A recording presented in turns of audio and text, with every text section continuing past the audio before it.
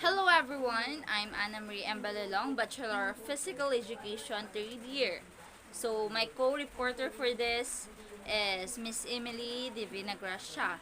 We assigned by Sir to report the leading contributors of contemporary management concept, and I assigned to KAORU ISHIKAWA.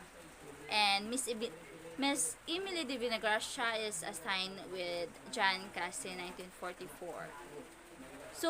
So Kaoru Ishikawa, the father of the Japanese quality, was born in the year 1915.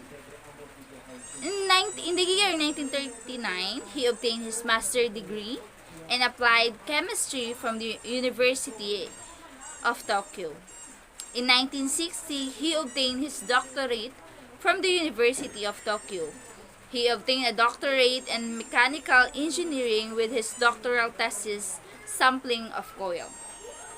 In 1939 to 1941, after he had completed his studies, Kaoru Ishikawa served in the Navy and then joined Nissan Liquid Fuel Company. In 1945, in the summer of Kaoru Ishikawa, he provided another groundbreaking development and presented the first concept of the fishbone diagram. In 1947, he wanted to return to science and he started working as a professor at the University of Tokyo. In 1949, he joined the Japanese Union of Scientists and Engineers, or JUSE, JUSE, a quality control research group. In 1960, he introduced the concept of quality circles, a group of volunteers that meet to discuss and improve organizational performance in association with JUSE. So, Kaoru Ishikawa has three main contributors to the contemporary management concept. First is the fishbone diagram, or cause and effect diagram. So this tool created by Kaoru Ishikawa is known as the fishbone diagram, owing to its shape. It is one of the 7 basic quality control tools. The objective of the Six Sigma program is the removal of waste so as to identify the areas for improvement. A fishbone diagram clusters the roadblocks together to identify which factors have the greatest impact. Ishikawa diagram is commonly used in product design and prevention of quality defects to reveal the factors causing the overall effect. So the fishbone diagram is isa siya sa 7 basic quality control tools. So, ang objective ng Six Sigma program is to remove a waste or removal of waste to identify the areas for improvement. So, the second contribution of Kaoru Ishikawa is implementation of quality circles, a voluntary group of people who meet to identify, analyze, and resolve work-related issues. Improvement in occupational health and safety, product design, manufacturing processes, and the overall culture of the organization are the objectives of a quality circle. In Japan, this concept was the first launched in Nippon Wireless and Telegraph Company in the year 1962. The idea of quality circles was described by Edward Ming in 1950 and was later expanded by Ishikawa. Basically, quality circles and formal groups of people trained by specialists in human factors and skills of problem identification, data gathering, and analysis and generation of solutions. So the second contributions is the implementation of quality circles. So, a voluntary group siya sa mga people para sa improvement naman ng health and safety ng taga-Japan. So, yung concept nito or the implementation of quality circle was first launched in Nippon Wireless and Telegraph Company in the year 1962. So the third contribution of KAORU ISHIKAWA is the emphasis on internal customers. So ISHIKAWA suggested that over-reliance on specialists would limit the scope of improvement for all the employees. Therefore, an overall participation was required from workers at all the levels of organization. Every area has the potential for contributing to the overall quality. Therefore, all areas should embed statistical techniques in the internal and external audit programs. The term company-wide does not only include a company's activities, focusing on internal quality control, but also the quality of management, human aspects, after-sales service, and sensitive customer care. So that's all for KAORU ISHIKAWA. The next reporter, which is Miss Emily Divina Gracia, she will be reporting about Jan kasi 1944. Hello everyone, by the way, I'm Emily Divina Gracia, BP Ed 3, and now my topic it's all about John case in 1875 to 1994, 4. Okay, let's start off my topic. Case John in 1540 and 1541, a 1,600 philosopher and physicians was born at the Woodstock, Oxfordshire.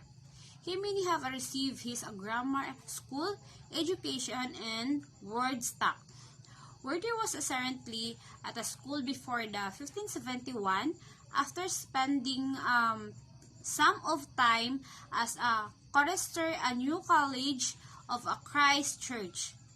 He transferred to St. John College, Oxford as a scholar in 1564. He completed the requirements for the Bay in 1568 and became a fellow of St. John in the same year.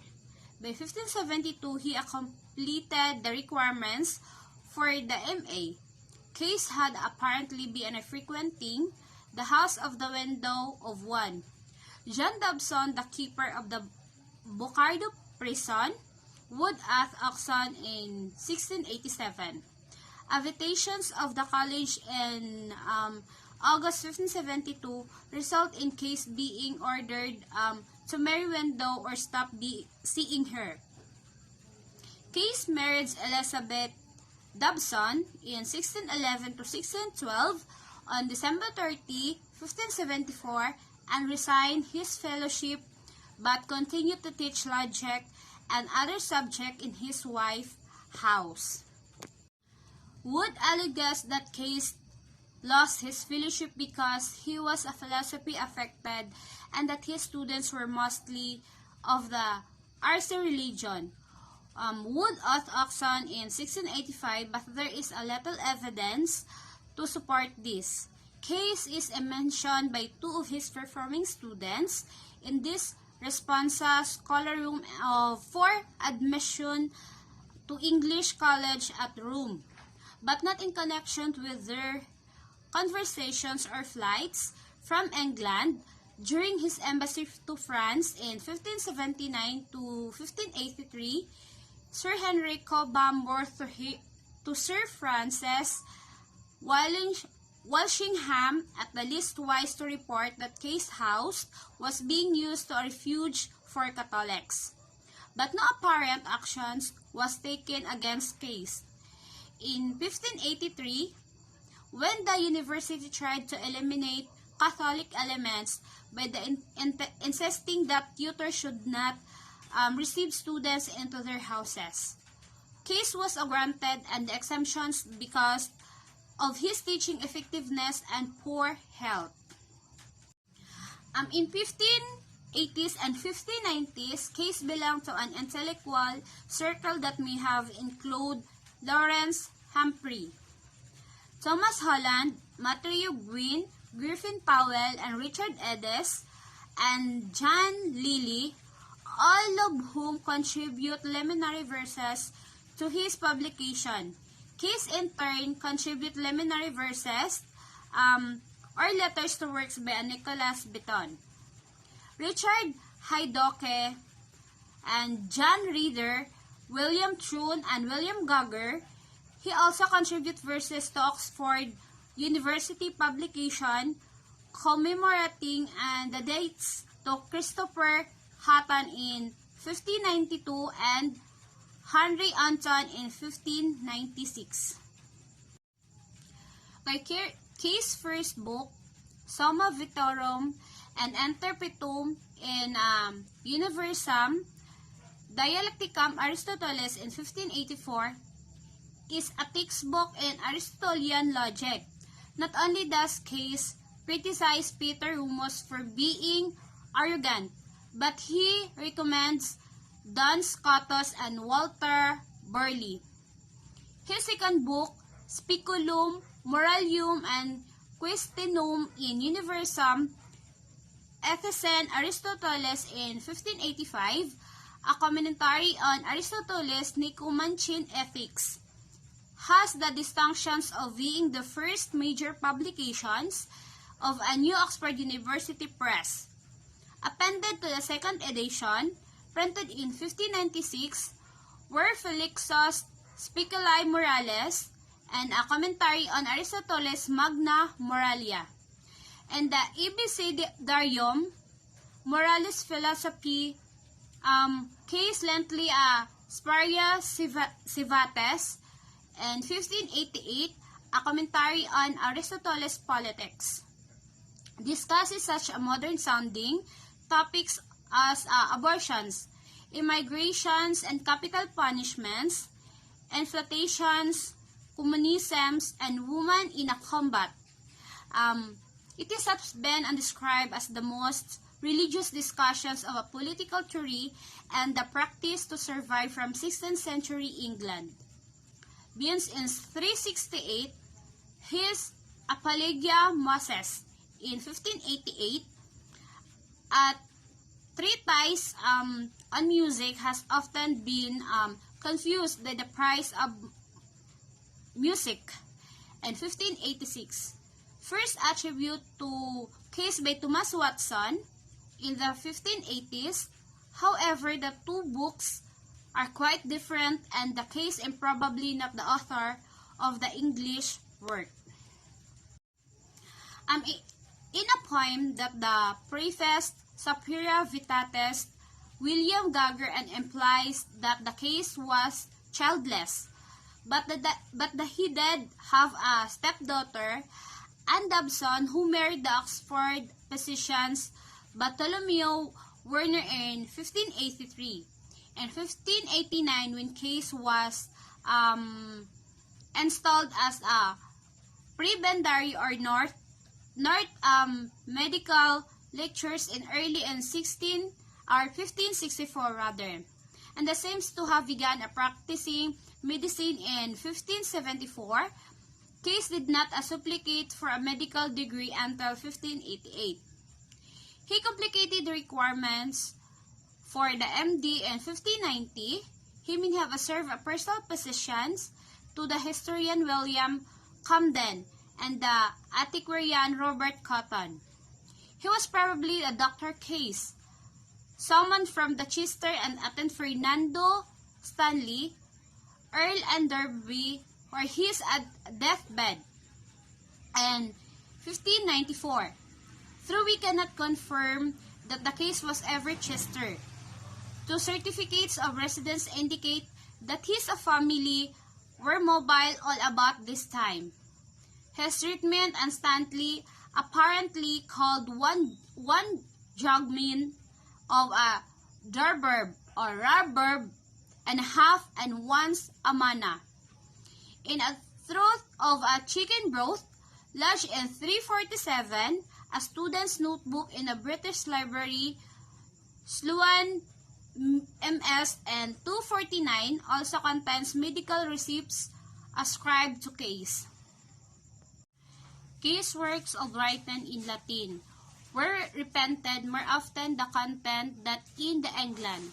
So trusted was the Oxford printer, Joseph Barnes, by repeated editions that he refused to print his works for nearly 8 years, and after Sapera Civates.